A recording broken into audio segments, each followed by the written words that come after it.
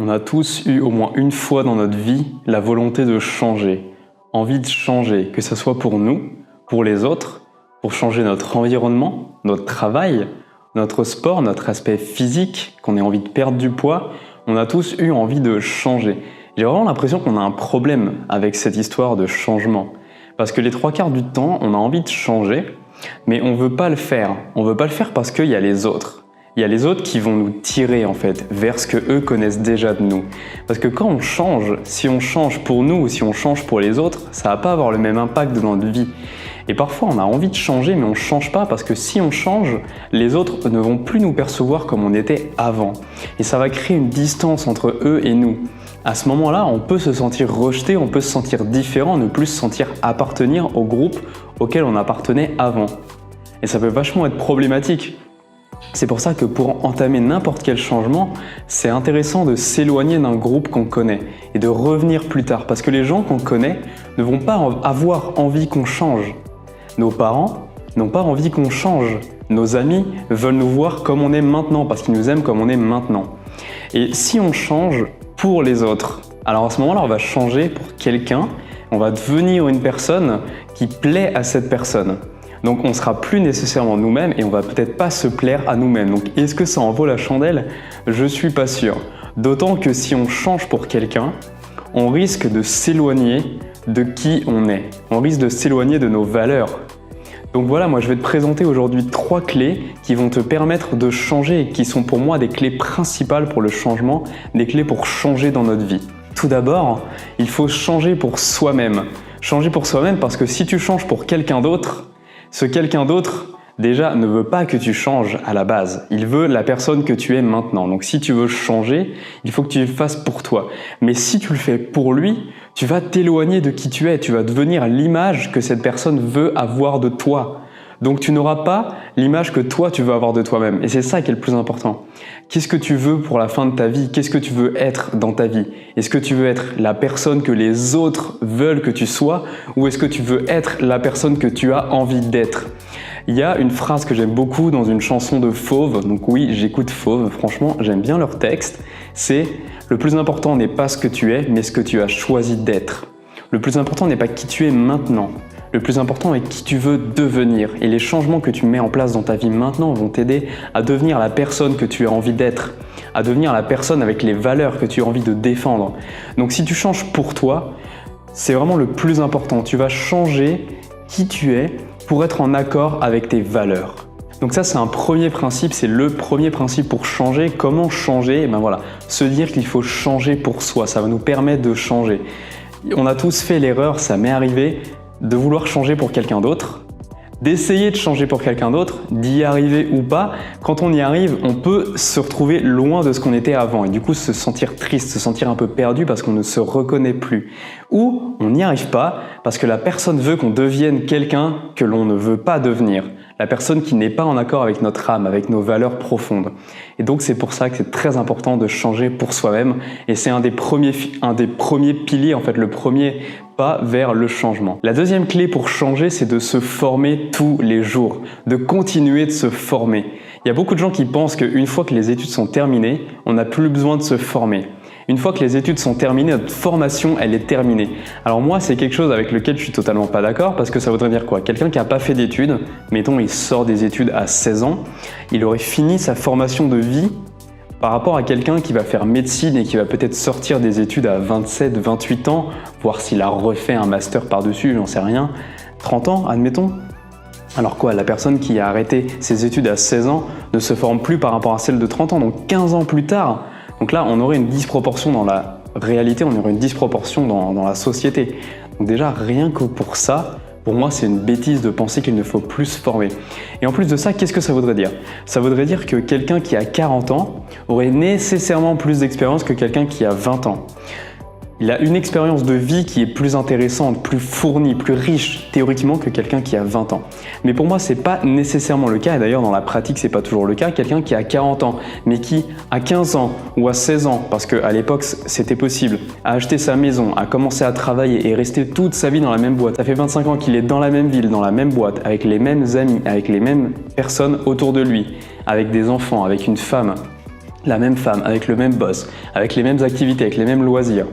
Donc il sera épanoui dans sa vie, il aura progressé dans sa vie, dans son expérience, mais il ne se sera pas formé sur la vie. Il n'aura pas appris une langue étrangère, il n'aura pas expérimenté plusieurs choses que d'autres personnes de 20 ans auraient pu expérimenter. Par exemple, à 20 ans, il y a des gens qui ont déjà fait plus de 20 pays dans leur vie, qui sont partis à l'étranger plein de fois, qui ont eu la chance avec leurs parents, ou tout seuls, ou qui ont appris plusieurs langues, qui ont fait des études. Donc déjà, voyager, c'est un super bon moyen pour se former parce qu'on va être dans une langue étrangère, on va être dans un pays qu'on ne connaît pas, avec des cultures qu'on ne connaît pas. Ensuite, la lecture et les formations en ligne, par exemple, sont très intéressantes parce qu'on va apprendre des choses qu'on ne connaissait pas ou on va approfondir un sujet qu'on aimait déjà, un sujet qui nous passionnait. Ça peut être la cuisine, ça peut être l'alimentation. Par exemple, moi, j'en connais plus que mes parents sur l'alimentation alors que j'ai 20 ans, 25 ans de moins qu'eux. Mais pourtant, eux, ils en connaissent plus sur la vie. Mais comme à l'époque, par exemple, le développement personnel n'existait pas, peut-être que j'en connais plus ou peut-être que d'autres personnes de mon âge ou même plus jeunes que moi en connaissent plus qu'eux sur le bien-être, sur se reposer, sur le fait de libérer ses pensées et de ne pas s'attacher à ce que pensent les autres de nous, par exemple. L'autre fois, j'ai rencontré un enfant, il avait 10-12 ans, et il était beaucoup plus expérimenté et il avait une meilleure formation que moi sur la bienveillance et sur l'amour. Il m'a appris des choses. Il m'a appris des choses sur la bienveillance. Le fait d'être bienveillant avec les autres, c'est quelque chose qu'on a tendance à oublier quand on grandit, surtout si on oublie, surtout si on rentre dans une sphère sociale et dans un schéma de vie où métro boulot dodo devient notre mode de vie, par exemple. Et cet enfant-là m'a tout appris sur la bienveillance qu'il pouvait avoir à 12 ans, qui était plus grande que celle que je peux avoir à 26 ans. Et donc se former dans les livres ou se former avec des formations en ligne, moi je me suis formé énormément en ligne, j'ai appris beaucoup, que ce soit sur la confiance en moi, sur la nutrition, sur plein d'autres choses, sur le domaine du marketing par exemple. J'ai beaucoup dépensé d'argent pour me former, ce qui fait que maintenant j'en connais plus qu'il y a 6 mois et plus qu'il y a 1 an. Un des meilleurs moyens de ne pas se former, c'est de regarder la télévision. Parce qu'à la télévision, on va vous rabâcher toujours les mêmes schémas de pensée. On va vous rabâcher la société et on va vous proposer par exemple des téléréalités, on va proposer toujours les mêmes shows qui en fait fonctionnent parce qu'ils plaisent au plus grand nombre. Donc c'est pas un bon moyen de se former. À part si vous regardez des documentaires sur France 5, sur Arte ou sur Internet, par exemple sur Netflix maintenant, la télévision et les écrans sont un très mauvais moyen de se former. Le troisième pilier pour changer qui on est et pour avancer vers la personne qu'on a envie de devenir, c'est de sortir de notre zone de confort. Vous l'avez déjà entendu plein de fois celle-là, moi je suis pas du tout d'accord avec cette phrase. Pour moi, on ne sort jamais de notre zone de confort, on l'élargit. Le moment où on sort de la zone, en fait, la zone s'élargit avec nous. Donc on ne sort jamais de notre zone de confort. Pour moi, l'image est plus parlante quand on élargit notre zone de confort. On va vers un point qu'on ne connaissait pas. Par exemple, si je suis jamais allé parler à une boulangère pour acheter du pain, par exemple, quand je vais acheter du pain pour la première fois, je ne sors pas de ma zone de confort, je l'élargis puisque je l'emmène avec moi et j'ai acheté du pain pour la première fois, ma zone de confort, maintenant c'est bon, et dans le fait d'acheter du pain également. Un des meilleurs moyens d'élargir sa zone de confort pour moi, c'est de partir à l'étranger. De partir à l'étranger seul. Parce que si on part seul, alors on va être obligé de se confronter à nous-mêmes. Donc si on veut se changer déjà dans un premier temps, c'est super bien. Ensuite, si on part seul, on va être dans un pays qu'on ne connaît pas, on va être dans une langue peut-être qu'on ne connaît pas, avec une culture qu'on ne connaît pas, donc c'est un très bon moyen d'apprendre à se connaître, d'élargir notre zone de confort. Et en plus de ça, on peut très bien se dire que de toute manière, les gens dans la rue, s'ils nous jugent, on s'en fout parce qu'on les reverra jamais. Dans 4, 5 jours, une semaine, peu importe le temps que vous restez à l'étranger, ces gens-là, vous ne les reverrez peut-être jamais. Si en plus de ça, vous avez peur de la langue, vous avez peur de ne pas réussir à manger au restaurant, à trouver quoi manger, mais c'est pas grave, dans tous les cas, vous pouvez toujours aller dans une grande surface, vous pouvez acheter du pain, vous pouvez acheter des bananes, vous pouvez acheter ce que vous voulez, que vous connaissez, qui est encore dans votre zone de confort, vous pouvez vous asseoir sur un trottoir et attendre que ça passe. Vous n'avez pas besoin de vous débrouiller nécessairement avec l'anglais. À l'étranger, ça c'est une croyance limitante. Quand on élargit notre zone de confort, on gagne vraiment en puissance, on gagne en confiance en nous parce qu'on a l'impression d'avoir accompli quelque chose de très important. Et il y a plein de choses qui peuvent nous permettre de changer, d'élargir notre zone de confort. Par exemple, moi ça a été de tourner ma première vidéo, mais ça peut également être d'aller parler à quelqu'un dans la rue qu'on ne connaît pas, d'aller commander quelque chose à quelqu'un, d'appeler au téléphone un médecin. Peut-être qu'on ne l'a jamais fait, peut-être que c'est notre mère qui l'a toujours fait pour nous. Voilà, il y a énormément de choses qui peuvent nous faire sortir de notre zone de confort et tous les jours ou au moins toutes les semaines on est capable de faire quelque chose qu'on n'a jamais fait avant qui va élargir notre zone de confort. On est tous capables de trouver quelque chose qu'on n'a jamais fait. Ça peut être écrire une lettre, ça peut être appeler un vieil ami qu'on n'a pas appelé depuis très longtemps. Il y a énormément d'exemples. Donc si vous voulez changer, je pense que ces 3 clés sont 3 clés vraiment primordiales, vraiment principales pour changer, pour se changer. Tout d'abord, ne pas se fier au regard des autres, mais changer pour nous-mêmes. Vouloir changer qui on est pour nous-mêmes. Ne pas se regarder en arrière quand on sera sur notre lit de mort à se dire qu'on a raté quelque chose, qu'on aurait dû changer, qu'on a toujours changé pour les autres et que maintenant on regrette. Continuer de se former tous les jours en lisant, en écoutant des podcasts, en sortant dans la rue, en parlant avec des gens, en allant à des conférences. Continuer de se former permet d'ouvrir son esprit.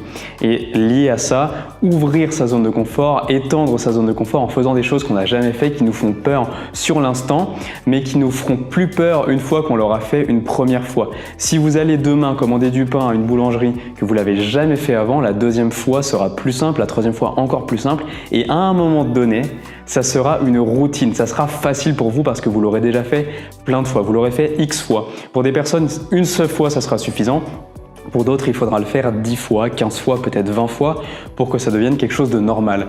Mais voilà, on est tous capables de changer, donc je vous souhaite le changement, je vous souhaite de changer pour vous-même. Si vous avez du mal à changer, vous avez toujours les formations disponibles dans les liens dans la description, je ne les présente plus dans cette vidéo. Pareil, l'alimentation, c'est un bon moyen de changer. Et c'est pour ça que changer d'alimentation quand on devient vegan, quand on devient végétarien, quand on réduit la viande, ça peut être intéressant de s'éloigner de notre groupe d'amis, de notre groupe de parents, de notre groupe social en fait. Des gens autour de nous qui nous tiraient vers une habitude, vers un mode de vie que eux connaissent et ils ne veulent pas nous voir nous éloigner de ce mode de vie. Donc je vous laisse là maintenant pour de vrai, je vous souhaite de passer une bonne soirée et on se dit à la prochaine. Ciao!